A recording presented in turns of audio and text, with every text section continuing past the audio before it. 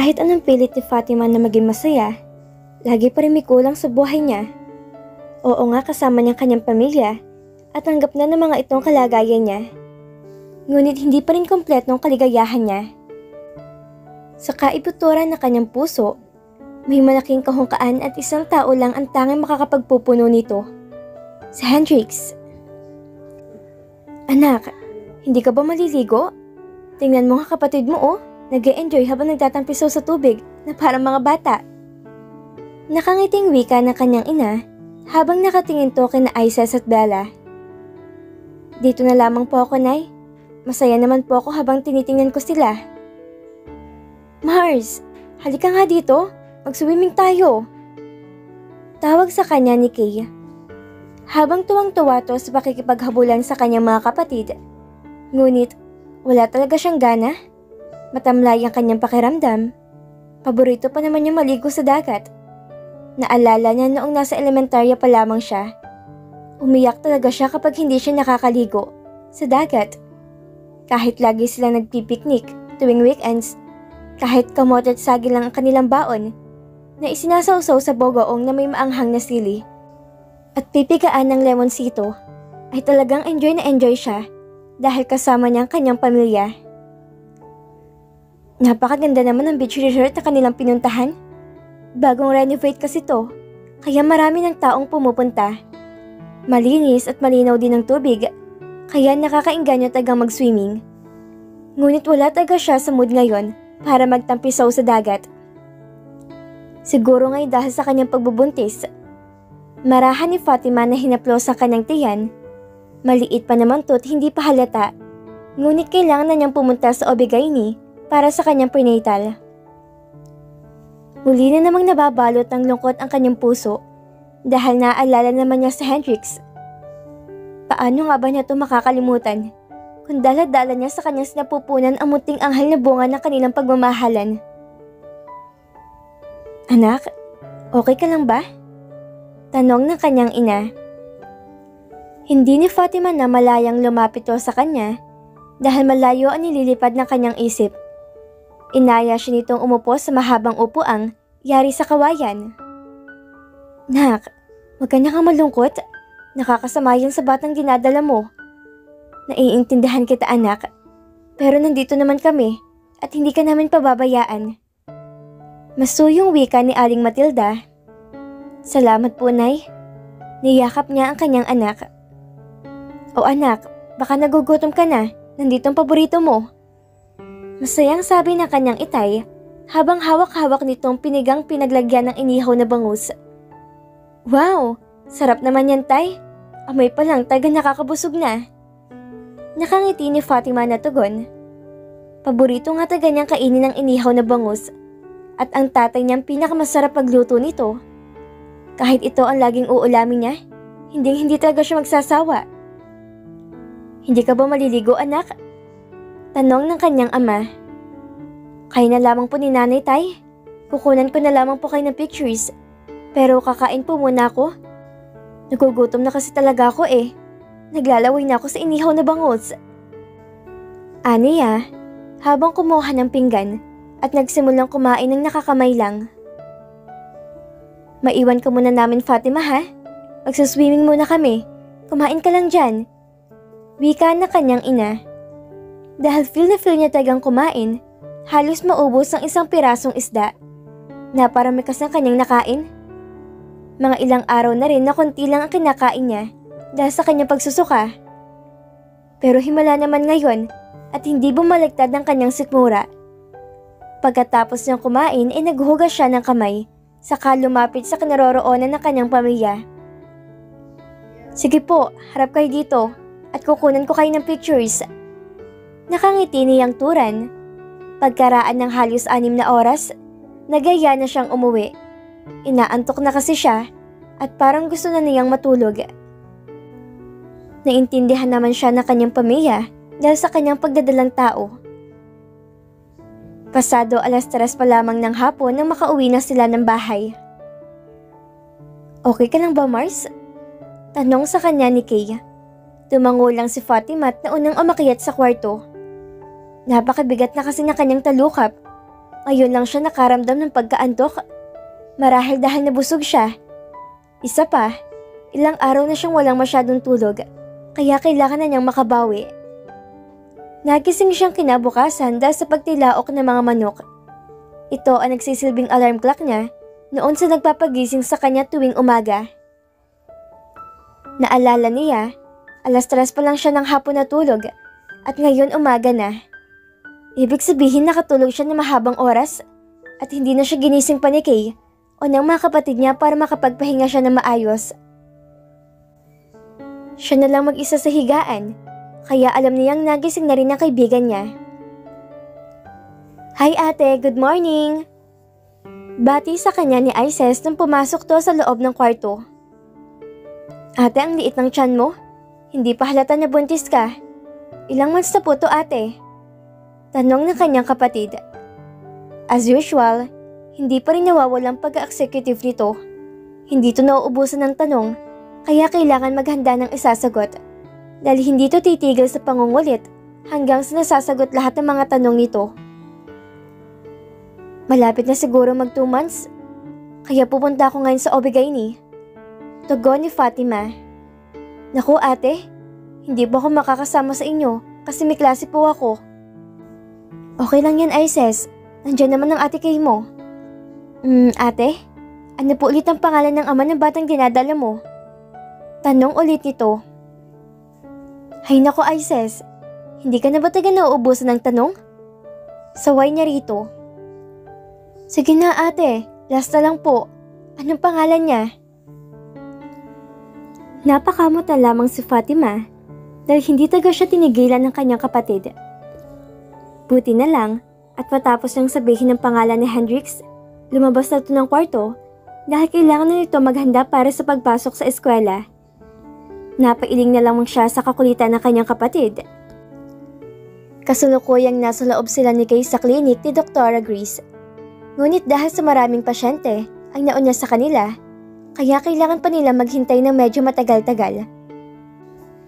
Marami namang Obigaini ang na-search niya online, pero maraming positive reviews si Doktora kumpara sa iba, kaya dito na siya nagpasyang magpunta. Nang tinawag na ang pangalan niya, pumasok na silang dalawa ni Kay sa loob kung saan naghihintay ang doktora. Tinanong muna siya nito ng ilang mga personal na impormasyon at isa na rito kung ano pangalan ng ama ng bata at kung bakit hindi niya to kasama. Hindi agad si Fatima nakasagot dahil hindi naman niya inaasahan na itatanong to sa kanya. Buti na lang at maagap si Kay, kaya ito nang sumagot. Nasa ibang bansa pong ama ng bata, Dok. Hindi pa kasi nito alam na buntis ng kaibigan ko. Tumango lang ang doktora at ngumiti ng bahagya. Pagkatapos inexmula na itong i-check ang kanyang BP at pulse rate. Tinanong siya nito kung kailan ang huli niyang menstruation para malaman kung anong buwan siya manganganak. Pagkaraan ng ilang sandali, niresetahan na siya nito ng vitamins na dapat niyang inumin, pati na rin ng gatas na para sa magdadalang tao. Pasado 4:00 na ng hapon na makalabas sila ng klinik. Buti na lang at nakasakay kaagad sila ng tricycle. Habang nasa tricycle siya, ay biglang si Fatima na nakaramdam ng sobrang kaba. Hindi niya alam kung bakit, pero hindi taga siya mapakali. Mars, okay ka lang ba? Bakit parang pinagpapawisan ka? At saka ba't nalalamig yung kamay mo? Nag-aalalang tanong ni Kay. Umiling lang siya dahil hindi rin niya alam kung bakit. Bigla lang kasi siyang kinabahan na di niya mawari ang dahilan. Hanggang sa makarating na sila sa kanilang bahay, tumingin siya sa kanilang karinderya, ngunit sarado na to. Sabi ng nanay niya tuwing 7:00 ng gabi to mag-close. Ngunit napaagayat ang pagsasara nito ngayon. Fatima anak! Fatima! Tawag na kanyang ina habang papalapit to sa kanya. Sumunod naman dito ang kanyang ama at bihis na bihis ang mga to na para milalakarin. Aalis muna kami ng tatay mo at isasama namin si Kay. Kailangan namin bumili ng mga kakailanganin ko sa pagluluto at mga ingredients ko sa aking recipe. Saglit lang kami anak at pumasok ka na sa loob at na makapagpahinga ka. Sabi ng kanyang ina, saka humalik to sa kanya. O sige po, Mag-iingat kayo, Nay, Tay. Mars, ikaw munang bahala sa kanila. Sabi niya saka pumasok sa loob ng bahay. Nakasarado naman ang pintuan, kaya pinihit ni Fatima ang doorknob at pumasok siya. Ngunit laking gulat niya nang tumambad sa kanyang paningin ang gwapo mukha ng lalaking pinakamamahal niya. Nakatayo ito habang hawak-hawak ang isang bouquet ng mga mapupulang rosas. Hindi siya makahuman ng kanyang kinalalagyan dahil sa labis na pagkabigla.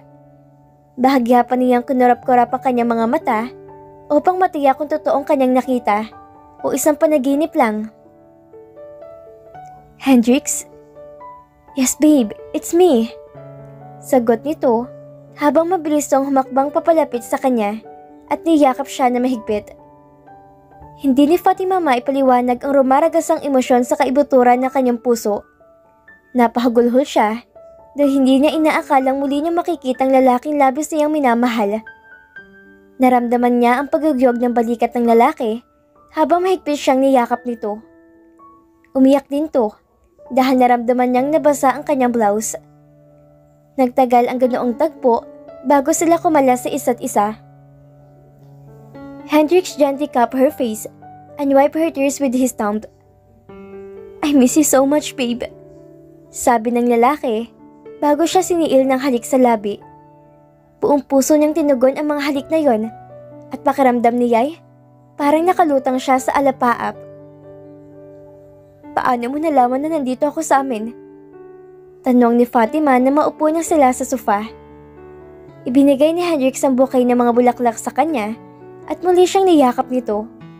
Pagkatapos hinaptos nito ang tiyan niya. Hi baby, Daddy is here. Nakangiting wika nito. Naggulat naman siya at kung paano nalaman nitong buntis siya. I owe this for my brother, sabi nito. Si Eric ang nagsabi sa iyo ng lahat? Tanong ni Fatima. Tinanguhan lang siya nito at muli namang niyakap. I love you so much, Fatima. I love you too, Hendrix. Hindi mo alam kung gaano kasakit sa akin ang isipin na umalis ka papunta sa ibang bansa. Sabi niya kasabay ang muling pagpatak na kanyang mga luha. Then bakit hindi mo ako pinuntahan sa airport? Kayong tinawagan ka pala ni Zaza. Pumunta kaya ako, pero hindi kita naabutan. Nakaalis ng eroplanong sinasakyan nyo. Sagot ni Fatima. Seriously? Pinuntahan mo ko sa airport? Oh God, I'm sorry, hindi ko alam babe. Seryosong wika ni Hendrix. Di bale, nandito na ako at hindi na kita iiwan pa. Ginagap na Hendrix ang kamay niya at dinala sa kanyang mga labi.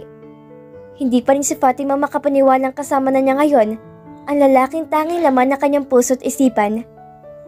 Parang isang panaginip lang ang lahat, kaya kinukurot na niya ang kanyang pisngi dahil akala niya na nanaginip lamang siya. Ngunit totoo talaga ang lahat. Hindi niya maipaliwanag ang saya na kanyang nararamdaman habat nakahilig siya sa balikat ni Hendrix. Nasa ganung tagpo sila nang biglang bumukas ang pinto at tumambat mula doon ang nakangiti niyang mga magulang at kapatid. Kasama na rin si Kay. Nay, Tay, nandito na po si Hendrix. Mangiyak-iyak na sambit ni Fatima. Lumapit ang mga ito sa kanila at naupo sa mahabang sofa. Naku anak, kanina pang nandito yan at sinabi na niyang lahat sa amin. Wika ni Aling Matilda. Ate, ang gwapo nga po pala ni Kuya Hendrix. Bulalas ni Isis. Kaya pala iyak ng iyak ka po ate, kasi ang gwapo pala nitong jowa mo, parang artista. Dagdag na sabi nito, saka bumungis-ngis ng tawa. Ay sis, ano ka ba? Nakakahiya sa Kuya Hendrix mo. Saway ng kanyang ina. Pasensya ka na Hendrix, itong kapatid ni Fatima. Ganito talagang bunganga nito, walang preno. Kuminsan, paumanhin ni Aling Matilda. Okay lang po. Nakangiting tugon ng lalaki. Bakit nay? Totoo naman po talagang gwapo si Kuya Hendrix eh. Giit ni Isis. Hi Kuya Hendrix. Ako nga po pala sa Isis, ang bunsong kapatid ni Ate Fatima. Ako po yung pinakamadaldal sa aming tatlo. Samantalang sa Ate Bella naman, ay tahimik lang. Napapanis nga minsan ang laway nito dahil sa sobrang pagiging tahimik eh. Nakangiti nitong sabi. Binatukan naman to ni Bella dahil sa sinabi nito. Saka tinapunan ng masamang tingin. Ganun naman kadalasan dalawa niyang mga kapatid. Nag-aasaran at nagkukulitan, ngunit hindi naman nagtatanim ng galit sa isa't isa. Hi Isis, hi Bella. Kinagagala ko makilala kayo. Masayang tugon ng lalaki, saka bumaling to ng tingin kay Kay. Hi Kay, salamat naman at sinamahan mo dito si Fatima. Walang anuman Hendrix, that's what friends are for, diba? Nagkatawanan silang lahat. Kuya Hendrix, wala po ba kayong kapatid na lalaki at jojowain ko? Tanong ulit ni Isis. Hindi na taga mapipigil ang kadaldalan ng kanyang kapatid. Isis, ano na naman yung tinatanong mo?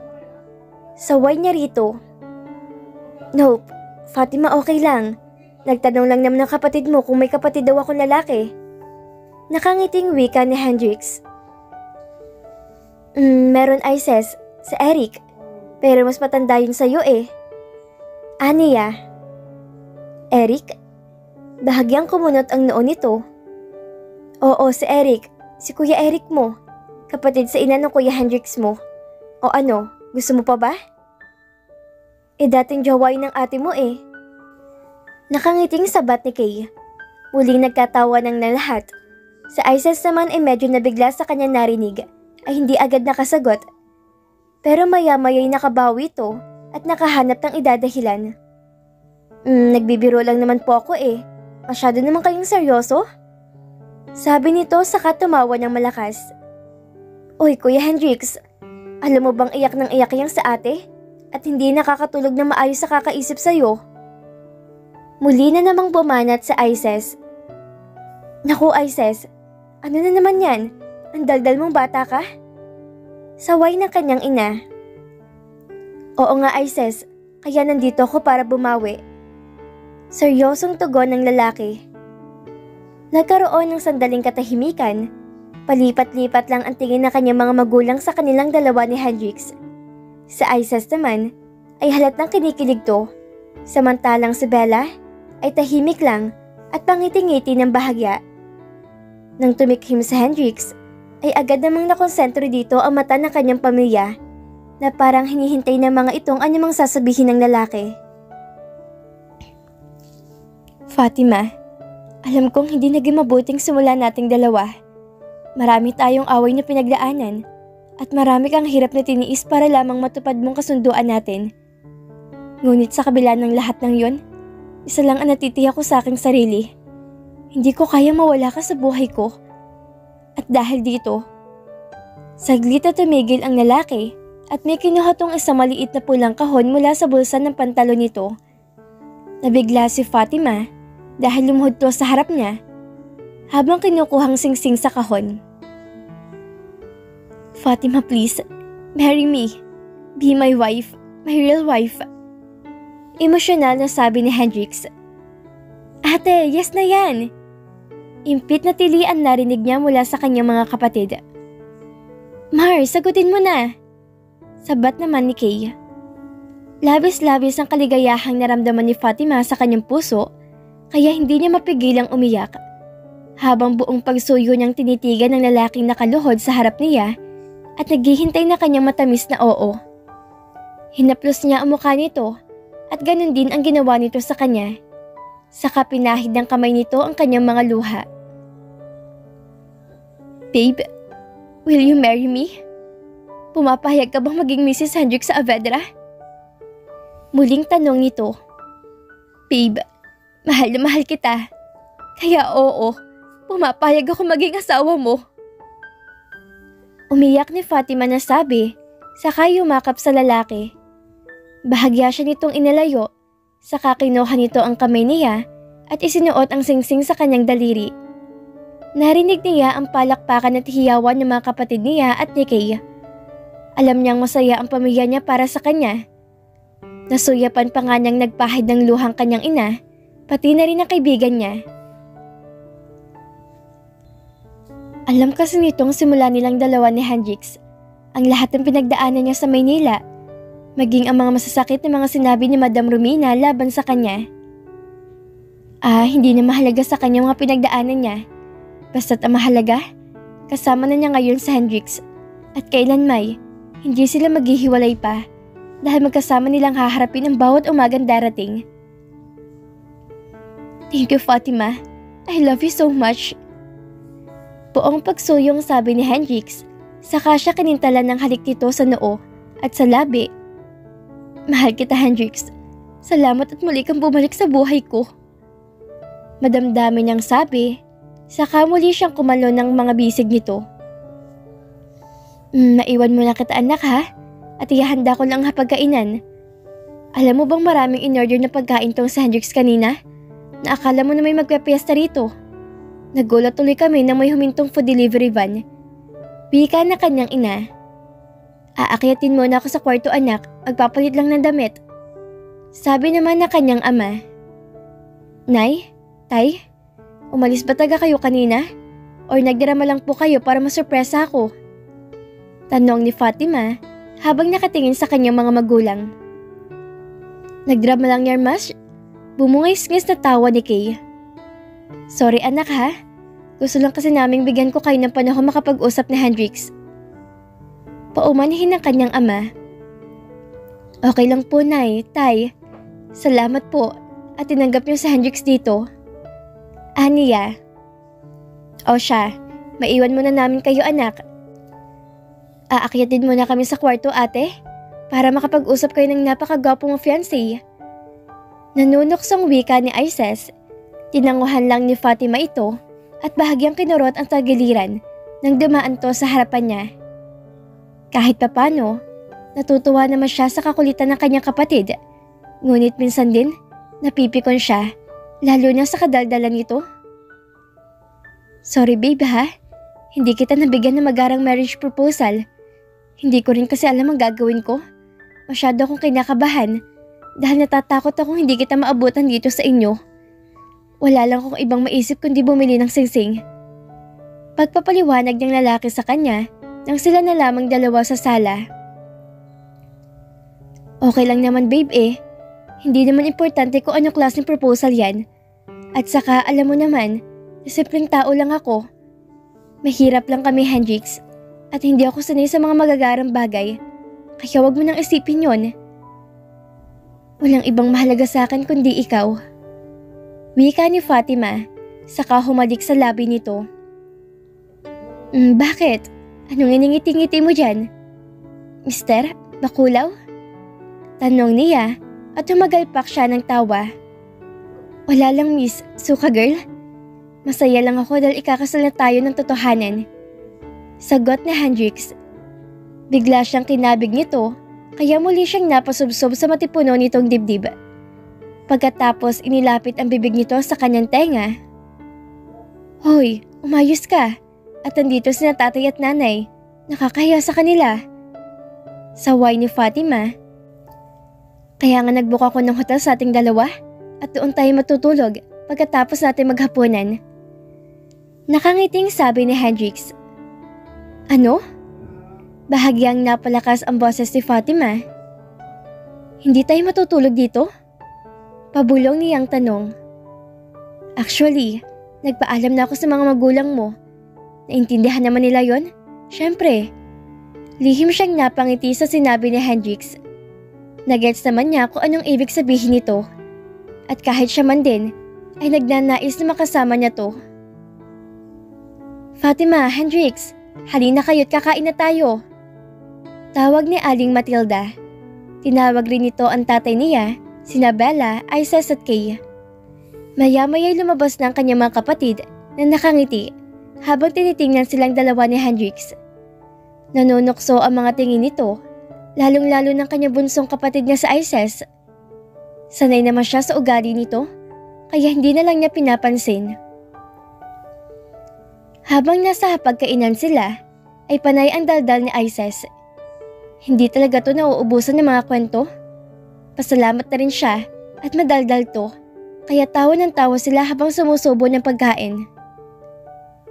Kuya Hendrix, pasensya ka na po sa akin ha? At pasensya na rin sa simpleng buhay namin dito. Sinabi sa amin ni Ate Kay na ang yaman mo raw at ang laki ng bahay niyo sa Maynila. Maraming salamat sa pagmamahal mo kay ate. Bigla namang sumeryoso ang mukha ng kanyang kapatid. Oh, napano ka naman dyan? Iba yatang nakain mo kaya bigla kang sumeryoso? Nakabelta naman si Bella kaya nagsipagtawanan ng lahat. Napakasaya ni Fatima ng mga sandaling yon kasi kasama na niyang kanyang pamilya, kaibigan at kapiling na niyang taong kukumpleto sa kanyang kaligayahan, kanyang nararamdaman. At dito na po nagtatapos ang ika-45 kabanata ng ating kwento. Sana'y muli niyo po akong samahan sa mga susunod pang kabanata na ibabahagi ko sa inyo. Maraming salamat po at ingat po tayong lahat.